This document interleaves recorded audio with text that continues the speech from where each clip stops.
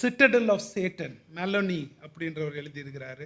Devil's music and Randall, the battle of the mind, don't give the enemy room into your mind அப்படின்னு, the whale, the invitation to unseen, இந்த மாதிரி புத்தகங்கள்லாம் நிறைய எழுதியிருக்கு.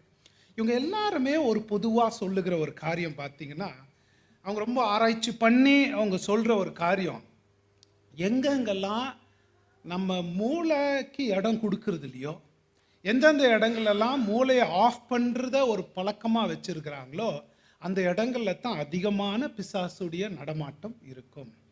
பாருங்களேன், அதனால தான் ஒரு வார்த்தை இருக்குது, த எம்டி மைண்ட், என்ன அது, இஸ் டெவில்ஸ் ஒர்க் ஷாப், இல்லைங்களா?